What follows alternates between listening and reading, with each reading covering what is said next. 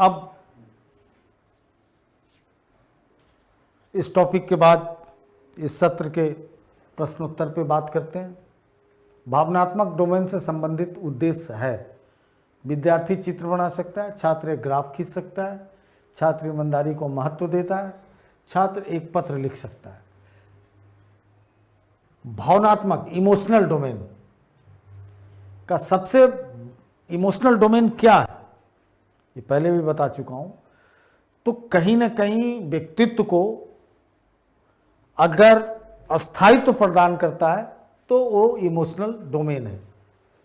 तो इससे छात्र ईमानदारी को महत्व देता है।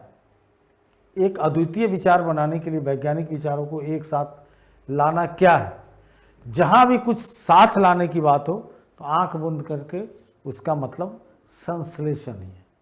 ये याद रखिएगा कि जहां भी एक ट्रिक है कि ऐसी बात आए तो उसका संश्लेषण ही रखेंगे।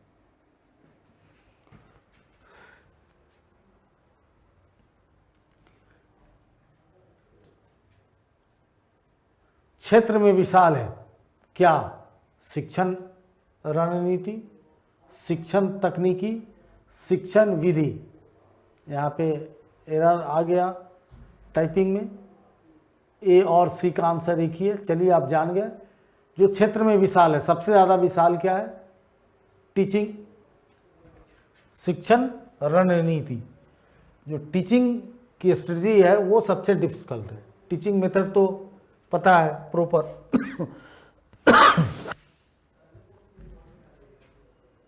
ये पता है, शिक्षण तकनीक भी पता है, लेकिन रणनीति बहुत डिफिकल्ट चीज़ है।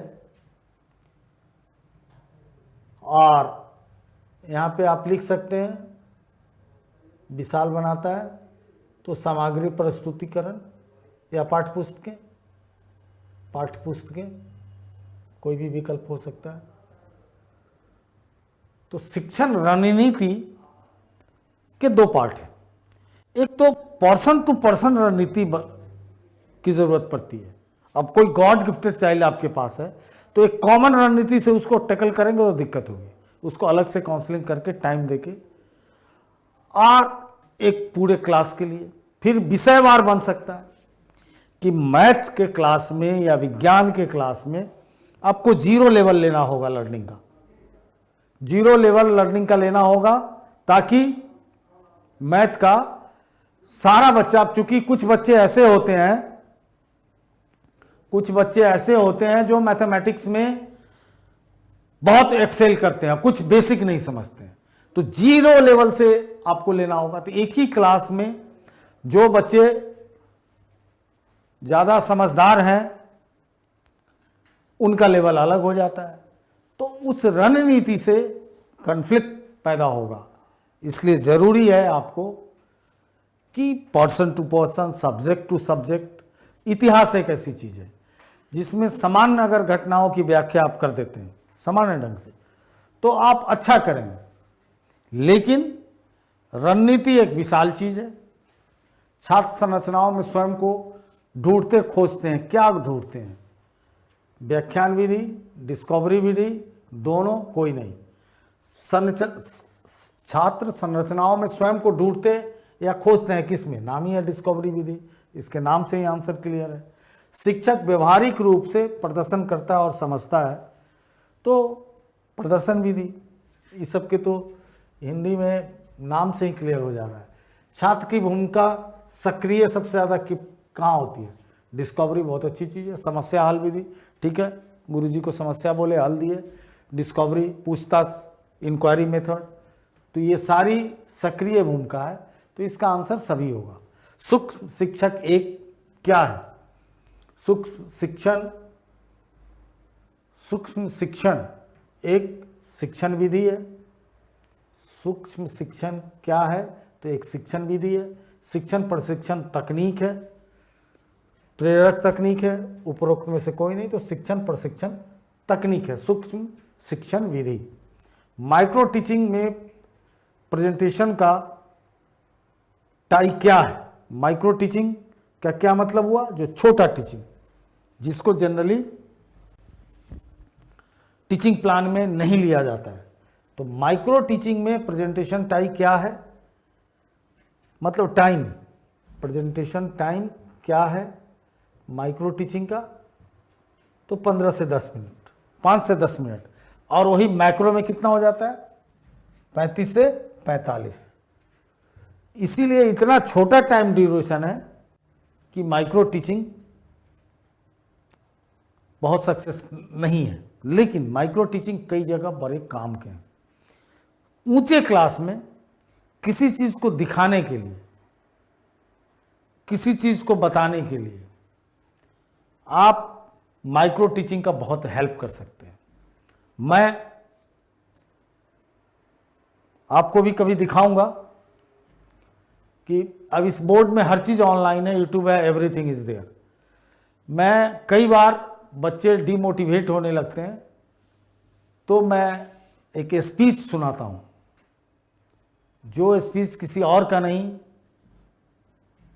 वो एप्पल्स कंपनी के मालिक स्वर्गीय स्टीव जॉब का है। बहुत अद्भुत है। आप लोग भी अगर यूट्यूब पे Steve job speech in Hindi करके, अंग्रेजी करके सुन सकते हैं। क्योंकि इस क्लास में का लेवल मैच्योर लेवल है। स्टूडेंट को, बच्चों को, इग्नू वाले बच्चों को पढ़ाने में मैं उसका यूज करता हूं। तो इस बोर्ड के द्वारा माइक्रो टीचिंग बहुत अच्छा करता है। सूक्ष्म शिक्षण में विद्यार्थियों की संख्या कितनी होती है, बहुत कम होनी चाहिए, 5 से 10। माइक्रो टीचिंग की शुरुआत कब हुई, तो 1960। सूक्ष्म शिक्षण योग्यता पर केंद्रित है, कौशल पे, चूंकि उसमें तो टोटल जो कुछ भी है स्किल्ड है, बिना स्किल्ड का ये हो ही नहीं सकता है। विज्ञान के शिक्षण में कौन अधिक उपयुक्त है, अब विज्ञान साइंस समझ ही रहे हैं, तो प्रोजेक्ट मेथड सबसे ज़्यादा सक्सेस है। कौन सा अपवाद है, किताबें, आरेख, पत्रिका, टीवी। अब बिल्कुल ये रीजनिंग का क्वेश्चन हो गया, इसको कहीं भी सेट किया जा सकता है। तो ऑड मैन आउट कौन सा बन गया इसमें, टीवी। किताब, आरेख, पत्रिका, ये क्या है, शिक्षा से जुड़ी चीज़ है, इसमें ऑड मैन आउट बन गया। कौन सा प्रिंट मीडिया में शामिल नहीं है, ये भी ऑड मैन आउट बन गया। किताबें, आरेख, पत्रिका, टीवी शामिल नहीं है। तो टीचिंग एप्टीट्यूड भी इस बहाने आप सुन सकते हैं। फिल्म देखते समय एक व्यक्ति कितनी इंद्रियों का उपयोग करता है, या इस क्लास को ही देखते समय आप कितनी इंद्रियों का उपयोग करते हैं, 2, एक आंख, एक कान। बी, देखने की भावना से कितना ज्ञान प्राप्त होता है, बड़ा इंटरेस्टिंग चीज़ है, वेरी इंटरेस्टिंग। ये बहुत तूफान से किस्से निकाल के लाया हूँ। ये 4-5 क्वेश्चन जो है, ये मेरे पास भी इसका कॉन्सेप्ट क्लियर नहीं था। मैं एक बहुत महंगी किताब खरीदा हूँ, उसका किसी और पर्पज़ से, शिकागो यूनिवर्सिटी के एक प्रोफेसर से 10,000 रुपये। वहाँ से मुझे ये बहुत कंक्रीट चीज़ मिला, जानता मोटा मोटी में था, लेकिन इतना बड़ा रिसर्च मिला। अब देखिए, देखने की भावना से कितना ज्ञान प्राप्त होता है। मज़ेदार बात है कि 75% ज्ञान केवल देखने की भावना से प्राप्त होता है। अगर किसी चीज़ को आप गौर से देखते हैं तो उससे बड़ी कोई शिक्षा नहीं है। इसलिए शुरू से बात की जा रही है कि बच्चों को घुमाओ। अगर कोई बच्चा पूरा हिंदुस्तान घूम लेगा तो जात, धर्म, ये सारे चीज़ों को में उसकी सक्रियता नहीं रह पाएगी। इतना विविधता से भरा देश है कि आप सुन नहीं सकते। अब देखिए, सुनने की भावना से कितना ज्ञान प्राप्त होता है, तो मात्र 13%। सुनने से, देखने से 75%, सुनने से 13%। स्पर्श की भावना से कितना ज्ञान प्राप्त होता है, किसी चीज को छूने से, तो 6%। गंध की भावना, स्मेल करके आप कितना नॉलेज प्राप्त करते हैं, तो 3%। स्वाद, किसी चीज को चख के कितना ज्ञान प्राप्त करते हैं, तो 3%।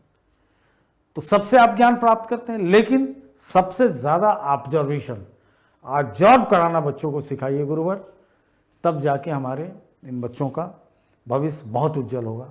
इन्हीं शब्दों के साथ फिर से कहूँगा, फिर मिलते हैं नए टॉपिक सर्वथा एक नई चीज़ों के साथ।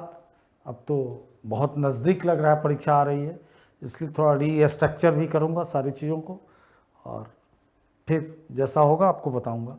जय Hind. Contact email straightforwardclasses@gmail.com. Phone number 90130111749. WhatsApp 8800740094.